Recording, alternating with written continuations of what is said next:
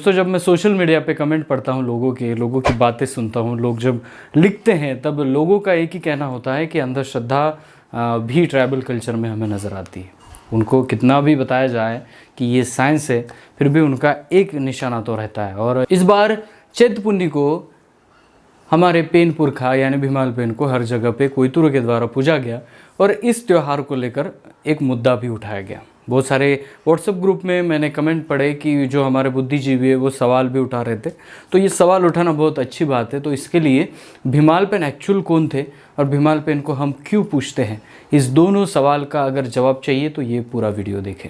आपको समझ में आ जाएगा कि एक्चुअल में कोयतुर टेक्नोलॉजी है क्या। अगर हम आज की बात करें, आज भारत में एक ऐसा मंजर है जिसको किसी भी व्यक्ति को भगवान बनाना शुरू है। देखिए, आप सीधा डेफिनेशन समझिए। मेरे नज़र से मैं कहता हूँ कि जो भगवान होता है वो सिर्फ आपको आशीर्वाद दे सकता है, उसके ऊपर आपको कुछ नहीं देता। क्योंकि भगवान आशीर्वाद देता है और जो आपके महापुरुष है, आपके आदर्श है, वो आपको एक राह में चलने का मार्ग देते हैं। उदाहरण के तौर पर सचिन तेंदुलकर ने विश्व विक्रम क्रिकेट में बनाया है। आज अगर क्रिकेट में उतरने वाला हर एक आदमी उनको पहले पढ़ता है, उनको देखता है, उनको निहारता है, उनको आदर्श मानता है। मैं सचिन तेंदुलकर जैसा बनूंगा ये आशा रखता है। तो इसका अर्थ क्या हुआ कि वो जब भी क्रिकेट खेलेगा वो आदर्श अपना सचिन जी को रखेगा। लेकिन अगर क्रिकेट विश्व ने सचिन तेंदुलकर की मूर्ति खड़ी कर दी और फिर उनको भगवान बनाना शुरू किया, तो फिर हर क्रिकेटर जाके वहाँ पैर पड़ेगा और बोलेगा, सचिन जी आज मेरे 10 सिक्स होने चाहिए, मैं आपको कुछ ना कुछ चढ़ाऊँगा। समझ रहे आप बात। आदर्श को हम फॉलो करते हैं और जो भगवान को हम जिनको बनाते हैं उनके सामने हम गिड़गिड़ाते हैं। ये दो चीज़ें होती हैं। तो इसलिए आज के दौर में किसी को भी भगवान बनाना शुरू है। जैसे कि आपका एक दुश्मन है और आप हैं। दुश्मन से आप डर नहीं रहे हैं और काम कर रहे हैं, लेकिन दुश्मन जानता है कि आपके कर्मों को कैसे स्टॉप किया जाए। इसलिए वो अफवाह फैलाएगा कि ये आदमी, इसके पास दैवी शक्ति है, ये आदमी भगवान का रूप है। भले ही आपकी कम्युनिटी आपकी पूजा करने लगेगी, लेकिन आपके कर्म वही के वही मर जाएंगे और आप एक आशीर्वाद देने वाले भगवान बन जाएंगे। इसका विरोध डॉक्टर बाबा साहब अम्बेडकर और अन्य विचारवंतों ने भी किया था। राजर्षि शाहू महाराज, महात्मा जी फुले, इन लोगों ने भगवान इस सिस्टम का ही विरोध कर दिया। क्यों? क्योंकि सिस्टम ये है, बात ये है कि ये जो है ये अंधविश्वास फैलाने का मुख्य ज़रिया है। तो इसलिए भगवान इस डेफिनेशन को पेरियार रामास्वामी की भी बात करेंगे तो उन्होंने भी इस बात को स्पष्टता से नकारा है। तो आज ट्राइबल कल्चर के साथ ये क्यों जोड़ा जा रहा है? क्योंकि पर्टिकुलर ट्राइबल को वे लोग किसी धर्म में ऐड करना चाहते हैं और ये अगर दिखाना है तो उनको कल्चर दिखाना पड़ेगा और कल्चर दिखाना है तो भगवान वाला सिस्टम दिखाना पड़ेगा। तो इसीलिए मैं हमेशा अपने वीडियो में हर एक चीज़, हर एक युवा को कहता हूँ, मान्यता, परंपराओं, रीति रिवाज के अनुसार तो चल रहे हैं, इसमें कोई दोहराई नहीं है, लेकिन इसको समझ के चलिए। कौन कहाँ पे दे रहा है, कौन कहाँ पे सिक्सर मार रहा है, ये भी आपको समझना चाहिए। अगर आप नहीं समझेंगे तो आप उलझ जाएंगे। तो इसलिए कोई अगर आता है और क्रांति सूर्य बिरसा मुंडा का क्रांति सूर्य हटा के वहाँ पे भगवान लिखता है तो हम तालियां बजाते हैं। किस लिए? कि नहीं, वहाँ पे क्रांति सूर्य बिरसा मुंडा के बाहर के लोग होने के कारण भी उन्होंने भगवान बोला है। हमारी छाती फूल जाती है, लेकिन हम ये नहीं जानते कि आज हम भगवान कह देंगे तो आने वाली जनरेशन उसका मंदिर बनाएगी और उसके बाद की जनरेशन तो ये भूल जाएगी बिरसा मुंडा ने कुछ किया था। वो ये याद रखेगी कि बिरसा मुंडा एक भगवान थे तो पॉसिबल है। कर्म मर गए, संघर्ष खत्म, ये चीज़ है। और भीमाल पेन के साथ ऐसी कथा कहानियाँ दोहराई जा रही हैं। तो उन लोगों के लिए ये मेरा वीडियो है जो लोग थोड़ी सी गलत अफवाह फैला रहे हैं कि भीमाल पेन क्या है। एक्चुअली ट्राइबल कल्चर में कहीं भी भगवानों को पूजने का सिस्टम नहीं आता है। चौक मत जाइएगा, ये मैं सीधा प्रॉपर तरीके से आपको बता रहा हूँ कि भगवानों को पूजने का नहीं, पेन पुरखाओं को पूजने का है। आपके दादा दादी गुजर गए हैं, लेकिन पर्टिकुलर किसी आप त्यौहार पे उनको पूजते हैं। इसका मतलब ये नहीं कि आप उनकी मूर्ति बिठा के गिड़गिड़ा रहे हैं। पूर्वजों को पूजना अलग बात है और भगवानों को, एक बनावट चीज़ों को पूजना, काल्पनिक चीज़ों को पूजना अलग बात है। भीमाल पेन का पर्व चैत्र में ही क्यों आता है, इसका एक सीधा साधा आंसर है कि मैंने बहुत सारे वीडियो यहाँ पे डाले हैं। मैंने बेलगट्टा, जो महाराष्ट्र के मूल तहसील में, चंद्रपुर ज़िले के मूल तहसील में एक गांव आता है, वहाँ पे भीमाल पेन का मड़मिंग होता है। बड़ी शादी के पैमाने पर होता है और पूरा गांव इसमें शामिल होता है और भीमाल पेन की शादी करते हैं। एक्चुअली भीमाल पेन की स्टोरी ये है कि भूरा भगत जी और कोतमा दाई के पेट से वो जन्मे थे, उनका जन्म हुआ था। कोई भी ट्राइबलों का पुरखा ज़मीन से चीरकर या आसमान से गिरकर नहीं आया है, सभी लोग माँ की कोख से पैदा हुए हैं, इसीलिए वो सब कोयावंशी कोयतुर यह वर्ड लगाते हैं। भीमाल पेन का जन्म होने के बाद बताया जाता है कि भीमाल पेन आजन्म कुंवारे रहे हैं। उनका एक ध्यास था कि मैं कोयतुर समाज के लिए कुछ ना कुछ करूँगा। इसलिए मैं ये बता रहा हूँ कि वो एक लिंगो थे और वो रिसर्चर थे। देखिए, बहुत सारे लिंगो हमारे कस्टम में हैं।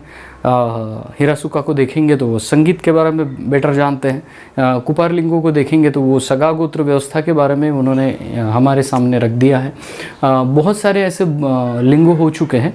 और मुदियाल पेन, उससे मुदियाल पेन, जपे मुदियाल पेन, ये भी नाम आपको आएंगे तो वो भी एक लिंगो का ही प्रकार है। वो अलग अलग क्षेत्रों में माहिर लोग थे, अलग अलग क्षेत्रों की जानकार रखते। तो ऐसे ही भीमाल पेन की जो बात आती है, भीमाल पेन यह पर्जन्य सृष्टि के ज्ञाता थे। इसका मतलब ये नहीं थी कि वो इशारा करेंगे और पर्जन्य सृष्टि पड़ जाएगी। इसका मतलब ये है कि पर्जन्य सृष्टि को जितना हम नहीं समझ सकते उतना भीमाल पेन समझ सकते थे। उनका एक ये रिसर्च था।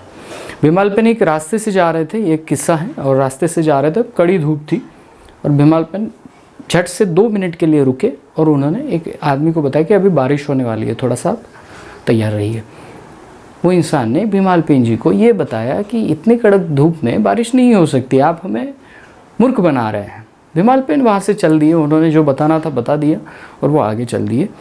उसके बाद लगभग 5 मिनट के अंदर में वहाँ पे बारिश हो गई। बारिश हो गई तो वो इंसान को लगा कि अरे ऐसा कैसा हुआ, आत्म साक्षात्कार हुआ कि क्या, कोई चमत्कार है कि क्या। फिर वो आदमी भीमाल पेन के पास दौड़ के चला गया। आदमी भीमाल पेन जी के पास पहुंच गया और उन्होंने सवालात किए कि ये कैसे पॉसिबल है, आपने कैसे बता दिया, आप कोई दैवी पुरुष है क्या, आप कोई। तब भीमाल पेन जी ने कहा कि ऐसा कुछ भी नहीं है, सब सृष्टि में साइंस है और साइंस हमें समझना चाहिए। उनका मैं पहले बता चुका हूँ कि उनका यहाँ पे अध्ययन था, बारिश कब आएगी कब नहीं आएगी, कैसे संचय करना होगा, कैसे क्या करना होगा, ये सब चीज़ें उनको पता थी। उनका ये अध्ययन था और उन्होंने उस इंसान को बताया कि हमें कुछ चीज़ें बाद में पता चलती हैं इस नेचर से, लेकिन जो प्राणी रहते हैं यहाँ पे, पक्षी रहते हैं, उनको ये बात सबसे पहले मालूम होती है।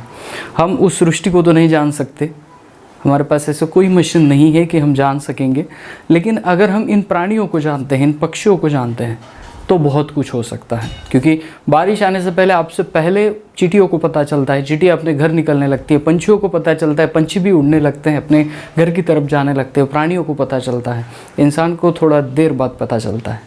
तो ऐसे ही हमें सृष्टि को सीखना है और भीमाल पेन ने भी वही किया और सृष्टि को भली भांति, बारिश कब आती है, कब जाती है, कब नहीं आएगी, कब आएगी, इस सिस्टम को वो समझते थे और आजन्म उन्होंने इस चीज़ों का अध्ययन किया। जब उनके पिताजी थे तो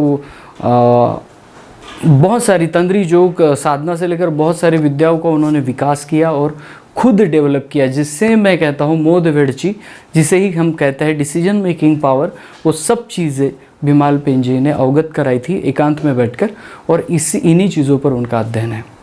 आज भी वे चले गए हैं, आज इस दुनिया में नहीं है, लेकिन उनका स्थान है पार्शिवनी नागपुर में और वहाँ पे उनका भीमगढ़ है जहाँ पे लोग उनको विज़िट करते हैं और बहुत सारी गाँव की अगर मैं बात करूँगा तो जब बारिश नहीं आती तो भीमाल पेन की ही पूजा की जाती है। इसका मतलब ये नहीं है कि भीमाल पेन के साथ गिड़गिड़ाया जाता है, वो इस चीज़ों को समझते हैं। कई मेंढक की शादी होती है तो मेंढक को पकड़ के उनका निरीक्षण परीक्षण किया जाता है। बहुत सारी चीज़ें हैं जिसको आपको समझना है।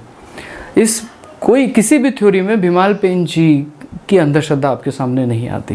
बहुत सारे लोग ये कहेंगे तो भीमाल पेन एक पर्टिकुलर जगह जाकर आप क्यों पूछते हैं, उसका भी एक रीज़न है कि भीमाल पेन हमेशा ही हम किसी भी गांव में देखते हैं तो मोस्टली ज़्यादा से ज़्यादा किसी एक गांव में आपको गांव के अंदर थोड़े से दिखते हैं, नहीं तो गांव के बॉर्डर पे ही आपको भीमाल पेन नज़र आते हैं। इसका दूसरा भी एक अर्थ है कि गांव की रक्षा इनडायरेक्टली 2 चीज़ों से, 2 शक्तियों से की जाती है। एक पुरुष शक्ति जो कि है भीमाल पेन और मातृशक्ति जो कि उनकी छोटी बहन खैरोदई। खैरोदाई जो कि जड़ी बूटी की बहुत ज्ञानी मानी जाती थी, और उन्होंने उस काल में लोगों को दुरुस्त किया था अपने जड़ी बूटी के नॉलेज से। तो ये भी बहुत इम्पॉर्टेंट हो जाता है कि हम किस चीज़ को पूज रहे हैं, किस व्यक्ति को पूज रहे हैं, किस पुरखा को पूज रहे हैं और कैसे पूज रहे हैं, तो ये भी हमें समझना ज़रूरी है। और एक पॉइंट मैं यहाँ पे बताना चाहूँगा कि कोया कल्चर एकाएक से बड़ा नहीं हुआ है। ट्राइबल कल्चर एकाएक से बड़ा नहीं हुआ है। किसी भी आप किताब में पढ़ो या किसी को भी पूछो, ट्राइबल आदमी ने जब जंगल के साथ अपना रेन बसेरा शुरू किया तब उसको बहुत सारी तकलीफ़ें आई होगी। उसको ये तो पता नहीं होगा कि माँ की पेट से जन्म कर कि बाघ भी हमें खाता है। उसने अपने अनुभव से वो सीखा होगा, समझा होगा। तो एक एक जानकारी पुरखा अपने आने वाले जनरेशन को देते गए और वो ब्रॉड होता गया, वो वास्ट होता गया, और धीरे धीरे ऐसे लिंगो आए, मुठवा आए, और उन्होंने भी जानकारी इस कल्चर में डाली, और आज आपके सामने जो कल्चर खड़ा है वो परिपूर्ण है। इसमें हर एक लिंगो, हर एक मुठवा का योगदान है। तो इस चीज़ों को आपको समझना है।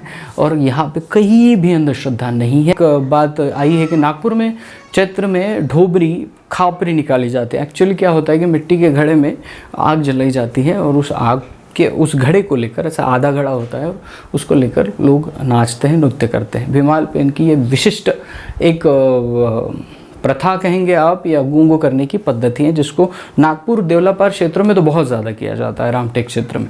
लेकिन ऐसा क्यों करते हैं? तो इसका एक मतलब ये हो सकता है कि इस पंच महाभूतों में, 5 एनर्जी में आग एक महत्वपूर्ण है, जिसका रिसर्च भी इंसानों ने किया है। प्राचीन इंसानों ने किया, मतलब वो कहीं ना कहीं से ट्राइबल कल्चर से रिलेटेड है।